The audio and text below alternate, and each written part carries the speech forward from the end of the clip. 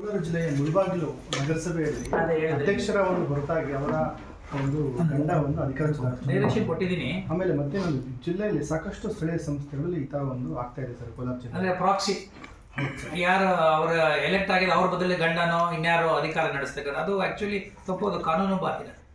ಯಾವುದೇ ಕಾರಣಕ್ಕೂ ಆ ರೀತಿಯಾದಂಥ ಒಂದು ಬದಲಿ ವ್ಯವಸ್ಥೆ ಅಥವಾ ಪರ್ಯಾಯ ವ್ಯವಸ್ಥೆ ಮಾಡಲಿಕ್ಕೆ ಅವಕಾಶ ಇಲ್ಲ.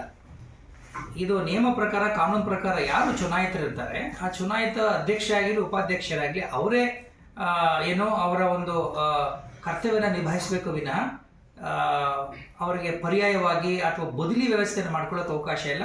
ತಾವು ನನ್ನ ಗಮನಕ್ಕೆ ತಂದಿದ್ದೀರಿ, ಈಗಾಗಲೇ ನಿರ್ದೇಶನ ಕೊಟ್ಟಿದ್ದೀನಿ PD ಅವರಿಗೆ. ಅದ್ರ ಬಗ್ಗೆ ಏನೋ ಸೂಕ್ತವಾದಂಥ ಕಟ್ಟುನಿಟ್ಟಾದ ನಿರ್ದೇಶನ ಕೊಟ್ಟು ಅದನ್ನು ನಿಲ್ಲಿಸುವಂಥ ಕೆಲಸವನ್ನು ಮಾಡ್ತೀವಿ. ಈ ಥರ ರಿಪೀಟ್ ಆದರೆ ಏನು ಕ್ರಮ ಕೈಗೊಳ್ಳೋದು ಅಂತ ಏನು ಎಚ್ಚರಿಕೆ ಕೊಡ್ಬೋದು ಸರ್? ನಾವು ಈಗ ಅವರಿಗೆ ನೀವು ಮಾಡ್ತಾ ಇರೋ ತಪ್ಪು ಇದು, ನೀವು ಪ್ರಜಾಪ್ರಭುತ್ವ ವ್ಯವಸ್ಥೆನ ನೀವು ಎಲೆಕ್ಟ್ ಆಗಿದ್ದೀರಿ, you have to exercise your power. ಅದು ನಿಮ್ಮ ಪವರ್ನ ಇನ್ನೊಬ್ಬರ ಮೂಲಕ ಮಾಡಿಸೋದು ಅದು ಸರಿಯಾದ ಕ್ರಮ ಅಲ್ಲ ಅಂತಲೂ ಕೂಡ ಹೇಳಿದ್ದೀವಿ. ಕಾನೂನಲ್ಲಿ ಹೀಗೆ ಮಾಡಬೇಕು ಅಂತೇನಿಲ್ಲ.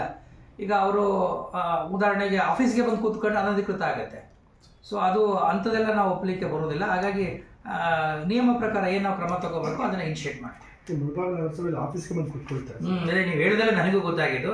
ಈಗಾಗಲೇ ಅದ್ರ ಬಗ್ಗೆ ಕ್ರಮ ತಗೊಂಡಿದ್ದೀನಿ. I just find out. Disqualification ಅಂತ ಇರುತ್ತೆ ಸರ್, ಪಂಚಾಯತಿಗಳಲ್ಲಿ ಡಿಸ್ಕ್ವಾಲಿಫಿಕೇಶನ್ ಮಾಡ್ತಾರೆ. ಅದರಲ್ಲಿ ನಗರಸಭೆಗಳು ಮಾಡ್ಲಿಕ್ಕೆ ಇಲ್ಲ, ಅದನ್ನ ಪ್ರೂವ್ ಆಗಬೇಕು. ಅದನ್ನ ನನಗೆ ವರದಿ ತರಿಸ್ಕೊಂಡು ಆ ಪ್ರಕಾರ ವರದಿ ತಗೊಂಡು ಆಮೇಲೆ ಏನು ನಿಯಮದಲ್ಲಿ ಅವಕಾಶ ಇದೆಯೋ ಅದನ್ನ ಕ್ರಮ ತಗೊಂಡು